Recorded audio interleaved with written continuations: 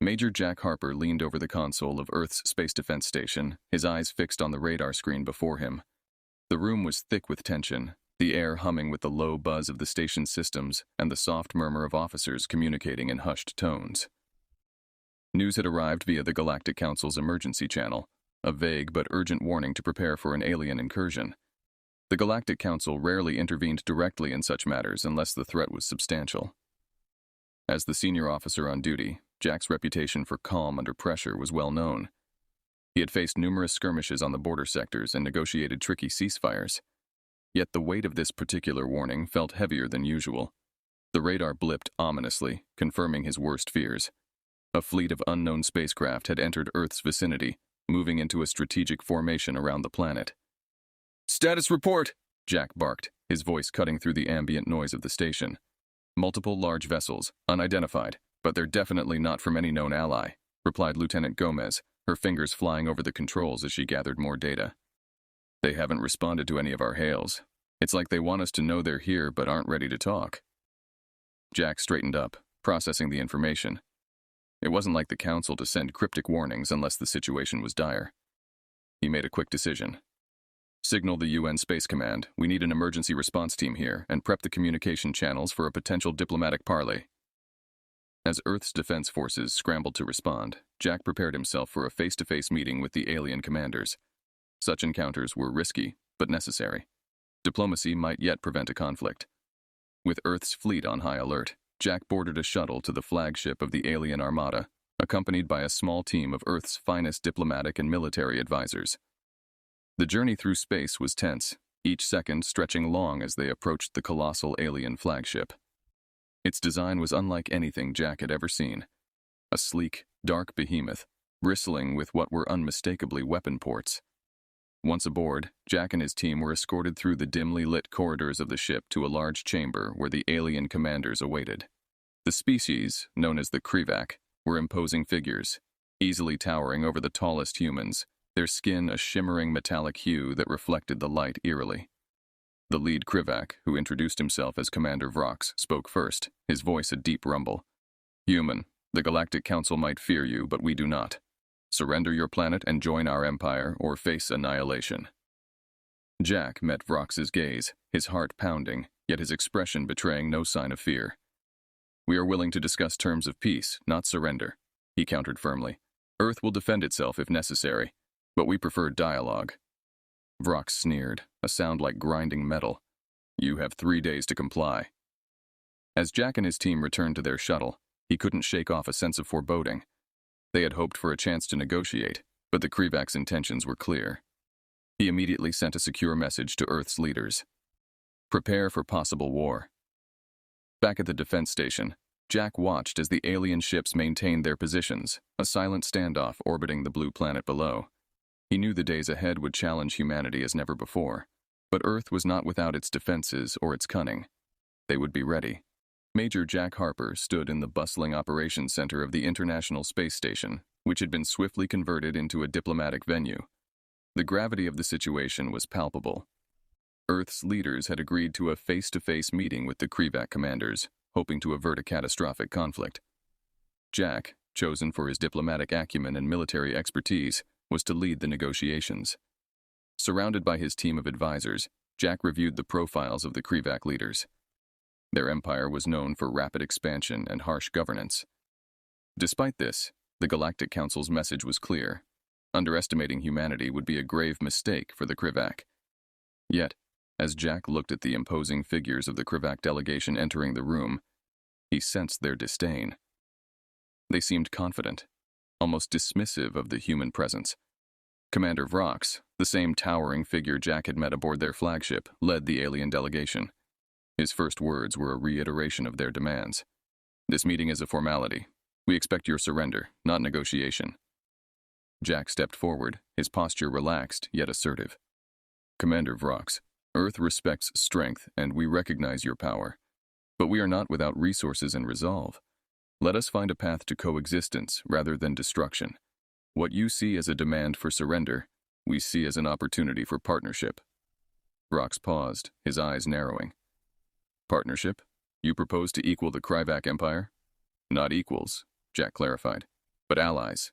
We have much to offer: technology, resources, and a strategic position in this sector." The room fell silent as Vrox considered this. His officers exchanged looks, their expressions unreadable. Finally, Vrox responded, his tone less harsh. "We will consider this proposal. However, know this: our fleets are prepared for any outcome." As the meeting adjourned, Jack's team felt a mix of relief and tension. They had managed to stall for time, possibly diverting immediate hostilities, but the threat was far from over. Jack knew the next steps were crucial. He contacted Earth's defense headquarters, updating them on the situation. "Keep the fleets on high alert," Jack instructed, "and begin preparations for a defense strategy. We've bought some time, but if talks fail, we need to be ready to defend Earth at a moment's notice." As the Krivac delegation returned to their ships, Jack remained behind in the operations center, poring over star maps and potential battle scenarios. The Galactic Council's warning echoed in his mind. They feared what humanity might become if pushed too far. Jack hoped it wouldn't come to that, but he was prepared to lead Earth through whatever came next. The hours turned into days as the tension simmered. Jack used this time to strengthen Earth's defenses and rally support from the international community. Public addresses and closed-door briefings painted a picture of a united Earth, ready to stand against an unprecedented threat. As the 3-day deadline approached, Jack and his team readied themselves for any possible outcome. They had shown the Krivac a willingness to negotiate, yet also made it clear that Earth was not defenseless and would not submit easily. Jack's diplomatic gamble had momentarily leveled the playing field, giving Earth a fighting chance to maintain its sovereignty against a formidable foe. With Earth's diplomatic efforts only yielding a fragile pause in hostilities, Major Jack Harper knew the real battle was yet to come. His conversation with Commander Vrox had bought Earth some time, but the Krivac fleet still loomed ominously in orbit, a constant reminder of the potential war that could erupt at any moment. Back on Earth, the situation was dire, but not without hope. Jack used the brief reprieve to mobilize an unprecedented assembly of Earth's defensive forces. He reached out to the commanders of every fleet, from those guarding the distant mining colonies in the asteroid belt to the sleek warships patrolling Earth's lunar perimeter. The response was a testament to humanity's resilience. Ships began to converge on strategic points, forming a patchwork of defense that spanned from Earth's atmosphere to the far reaches of the solar system. Jack also initiated talks with mercenary groups, skilled fighters who often operated outside the traditional chains of command, but were effective nonetheless. Their unconventional tactics and knowledge of less patrolled space routes could prove invaluable. In addition to the military mobilization, Jack spurred the scientific community into action. Engineers and technicians worked around the clock to retrofit civilian spacecraft with combat capabilities, turning commercial freighters and even luxury space yachts into auxiliary warships equipped with makeshift weapon systems and reinforced shielding. At a secret meeting in a secure location on Earth, Jack met with his newly formed War Council. The group included representatives from various Earth governments, military leaders, and a few selected civilian advisors, each bringing their expertise to the table. They reviewed satellite imagery, intercepted communications, and other intelligence to form a coherent strategy.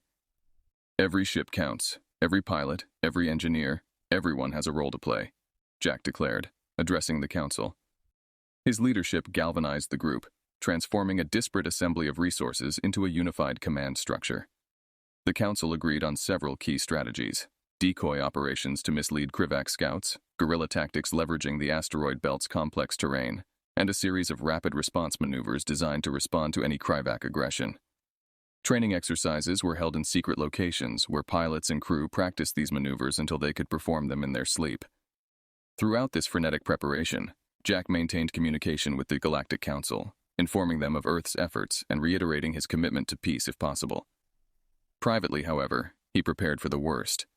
The Galactic Council's earlier warning had made it clear: the Krivac were not known for their patience or diplomacy. As ships and personnel fell into place, Earth's space defense network transformed from a loose confederation of local forces into a tightly coordinated interstellar navy, ready to defend its home against any threat. Under Jack's leadership, what had once been a reactive defense strategy evolved into a proactive battle readiness plan. In the command center, Jack surveyed the holographic map displaying the positions of Earth's newly assembled fleet. He knew that the coming days would test them all, but he felt a deep, unwavering confidence in his team and in humanity's capacity to rise to the challenge. As the deadline approached, Earth was not just waiting, it was ready to fight.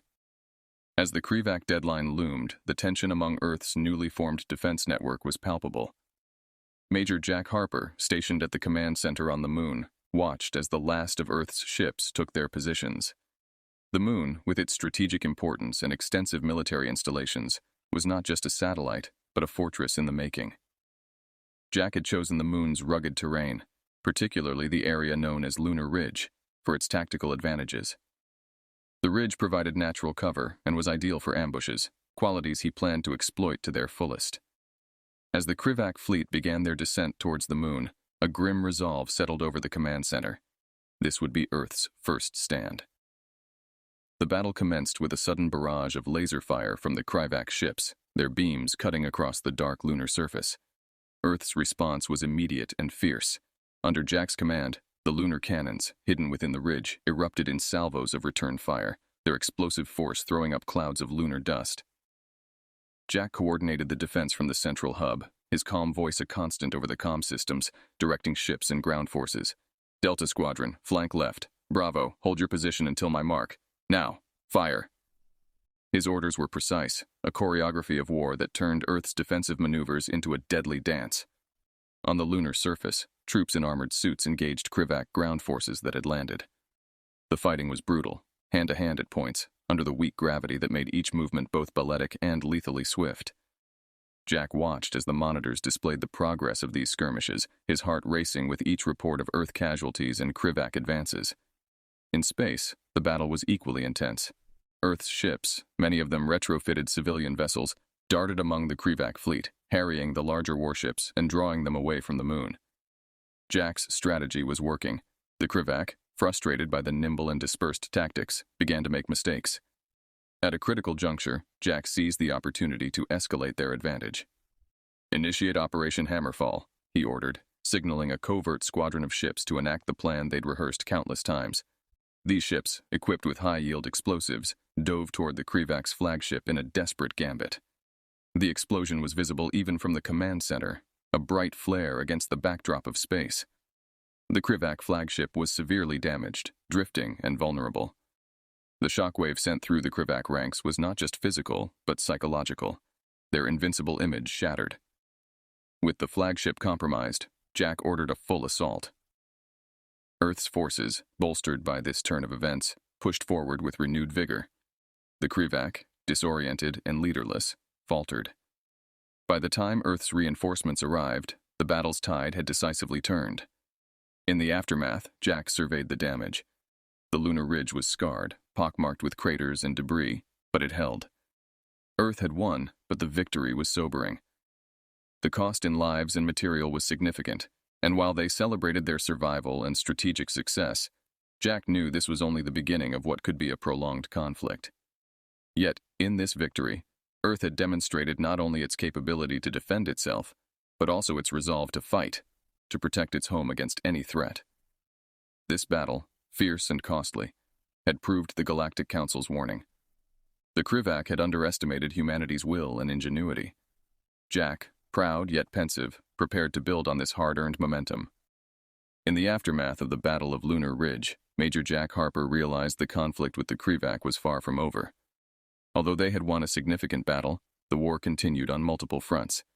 Jack decided that to ensure Earth's continued survival and potential victory, they needed to adopt a multi-pronged strategy that extended beyond direct combat. The focus shifted to the realm of espionage and cyber warfare. Utilizing Earth's sophisticated network of hackers and intelligence operatives, Jack initiated what he termed the Silent War, a covert operation aimed at undermining the Krivac's strategic capabilities without engaging in open combat. Jack worked closely with a team of cyber warfare specialists in a secure facility hidden deep within the Swiss Alps. Their first target was the Krivac's interstellar communication networks. By disrupting these, Jack aimed to isolate their fleet from command structures, creating confusion and delay in their responses. The team employed a series of complex cyber attacks designed to infiltrate and disable the Krivac's communication satellites, orbiting key strategic locations. These satellites were the linchpins of the Krivac's operational capabilities, coordinating attacks and deploying reinforcements. The cyber team's efforts paid off when they successfully blacked out several of these satellites, throwing the Krivac forces into disarray. Meanwhile, Earth's intelligence operatives worked to gather crucial information about Krivak movements and plans. Agents infiltrated enemy lines, often posing as traitors or mercenaries. They relayed information back to Earth, providing Jack and his team with a clearer picture of the enemy's strengths and weaknesses. One such operative was able to secure detailed schematics of a Krivak warship, which revealed a critical vulnerability in its propulsion system. Armed with this knowledge, Jack planned a series of sabotage missions. Special ops teams, trained for zero-gravity combat, were dispatched to Krivak shipyards. Their mission was to implant explosive devices that would activate when the ships attempted to jump to hyperspace. As these silent attacks continued, Jack also focused on the psychological aspect of warfare. He initiated a propaganda campaign, broadcasting intercepted Krivak communications that revealed their losses and uncertainties about the war. These broadcasts were designed to demoralize the Krivak troops and sow doubt about their leadership's capability to win the war. Back on Earth, the public was kept informed about the progress of these covert operations. Jack made sure to maintain a balance between transparency and operational security, ensuring the civilian population remained supportive yet safe from unnecessary panic. As weeks turned into months, the impact of the silent war became evident. The Krivak's operations were increasingly marked by inefficiencies and tactical errors. Their morale was visibly shaken, and skirmishes at the front lines suggested a diminishing will to fight. Jack monitored the progress from his command center, aware that each silent victory brought Earth closer to peace. However, he also knew that the Krivak were formidable adversaries and could strike back hard. Preparing for all possibilities, Jack maintained the readiness of Earth's defense forces while continuing to push the advantages gained from the silent war. In this new phase of the conflict, Jack had effectively expanded the battlefield beyond the visible horizons of space and into the shadows, where wars were fought with bits and bytes rather than bullets and bombs. The silent war, while less spectacular than the battles fought in space, was proving just as critical to the ultimate fate of Earth. After months of covert operations and cyber warfare that had significantly weakened the Krivak's strategic capabilities, Major Jack Harper recognized the need for broader support to end the conflict decisively. The ongoing silent war had revealed not just the vulnerabilities of the Krivak, but also highlighted potential allies among other galactic civilizations who had suffered under or feared Krivak domination. Jack's new focus was to galvanize these potential allies into a formal coalition. He initiated diplomatic overtures to the Galactic Council, leveraging the detailed intelligence and evidence of Krivak atrocities gathered during Earth's covert operations. His goal was to present a united front that could not only resist, but also actively challenge the Krivak's imperial ambitions. With Earth's diplomatic corps mobilized, Jack traveled to the Galactic Council's headquarters, located on a neutral planet known for its long-standing tradition of diplomacy and peace. The council chamber was an immense circular auditorium, filled with representatives from hundreds of star systems, each with their own agendas and concerns about the expanding conflict. Jack stood before the council, his presence commanding attention. "Honorable members of the Galactic Council," he began, his voice resonant and clear. "Earth seeks not only to defend its sovereignty, but also to uphold the stability and peace of our galaxy. We have suffered from the Krivak's aggression, as have many of you. It is time we unite our forces and put an end to this threat." He laid out the evidence meticulously, intercepted communications, images of Krivak attacks on civilian targets, and testimonials from worlds oppressed by the Krivak. His presentation was compelling, underscored by the clear and present danger that the Krivak posed to galactic peace and security. The reaction in the chamber was a mix of shock, outrage, and approval. Several representatives came forward to voice their support. The delegation from Zeta Reticuli spoke of Krivak incursions into their space, while the ambassadors from the Cygnus sectors recounted brutal occupations. The groundswell of support grew as more systems shared their stories, each reinforcing Jack's call for a unified response. Behind the scenes, Jack and his team worked tirelessly to forge these expressions of support into concrete military commitments. They negotiated terms of engagement, coordinated command structures, and planned joint operations. The result was the formation of the Galactic Alliance, a formidable coalition of species and systems ready to stand against the Krivak. As the alliance solidified, strategic planning sessions took place, with Jack often at the helm, guiding the discussions with his tactical acumen. They planned a series of coordinated strikes against key Krivak strongholds, leveraging the diverse technological and combat capabilities of the alliance members.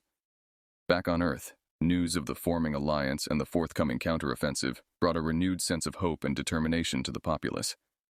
Jack's efforts had transformed Earth from a lone defender into a leader of a galactic coalition, rallying a multitude of worlds under a common cause. In the command center, Jack reviewed the deployment plans of the Alliance fleets, a multi-species armada poised to launch a decisive campaign against the Krivak. As ships from different corners of the galaxy converged at the rendezvous point, Jack felt a profound sense of responsibility and resolve. This new chapter in Earth's history, as part of a broader galactic community fighting for freedom and peace, was a testament to human tenacity and diplomatic skill. As the Alliance prepared for battle, Jack knew that the real test was still to come. The ensuing conflict would not only determine the fate of Earth, but also the future of stability and harmony across the stars. With the Galactic Alliance formally established and the strategic plan in place, Major Jack Harper was at the forefront of orchestrating what would be known as the pivotal series of counteroffensives against the Krivak Empire. The Alliance's first target was the Krivak stronghold on Delphinius V, a key logistical hub that supported their operations across several sectors. Jack convened with the Alliance's top military leaders aboard the flagship, the Harmony *, which served as the command center for the operation. The war room was abuzz with activity as species from different planets worked side by side, each contributing their unique strengths to the collective effort. The atmosphere was one of focused determination, underpinned by a shared resolve to end the Krivak threat once and for all. Delphinius V is heavily fortified, but its defense relies heavily on automated systems that our cyber teams have been working to infiltrate, Jack briefed the room, pointing at the holographic map displaying the planet and its defenses. Once we disable the systems, our ground forces will move in for a surgical strike to secure the base. The operation kicked off with a coordinated cyber attack that successfully disrupted the planet's defensive sensors, creating a window of opportunity for the physical assault. Squadrons of fighter ships from various allied civilizations darted through the weakened defense grid, engaging Krivak ships in fierce dogfights. Meanwhile, specialized ground troops, including Earth's elite forces and alien warriors trained in various forms of combat, prepared for ground deployment. As the space battle raged, Jack monitored the progress from the Harmony *. Each report, each update fed into the decision-making process, with Jack directing resources where they were most needed. The unity and effectiveness of the diverse Alliance forces were evident as they operated with a level of synchronicity few would have thought possible. Ground troops landed on Delphinius V under cover of heavy orbital bombardment from Alliance ships. They encountered stiff resistance, but the element of surprise and their superior training gave them an edge. The ground campaign was brutal and intense, with each sector of the stronghold cleared after hard-fought battles. Back in the war room, Jack received the message he had been waiting for. Delphinius V is secure. Enemy forces are surrendering. A cheer broke out among the staff, a moment of triumph amidst the exhausting campaign. With Delphinius V as a beachhead, the Alliance pressed their advantage. Jack orchestrated a series of rapid strikes on other Krivak-held systems, each operation carefully planned and executed to maximize impact while minimizing casualties. These victories were crucial, not just militarily, but also symbolically, as they demonstrated the effectiveness and resolve of the Galactic Alliance. As news of the victories spread, morale soared among the Allied forces and their homeworlds. Civilians across the galaxy celebrated the successes, their spirits lifted by the tangible signs of progress in the war. Meanwhile, the Krivak, now on the defensive, began to show signs of fracturing, with reports of dissent and unrest within their ranks. In the strategic meetings that followed, Jack and his counterparts from other civilizations planned the next phase of the campaign. The Alliance had turned the tide, but Jack knew that the war was not yet over. The Krivak were weakened but still a formidable foe, and he remained vigilant and prepared for the challenges ahead. As Jack looked at the map, plotting the Alliance's next moves, he felt a deep sense of pride in what they had achieved. Humanity had not only defended itself against a formidable enemy, but it also galvanized a coalition of diverse beings united under a common cause. This unity, born of necessity, had grown into a powerful force for peace and justice in the galaxy.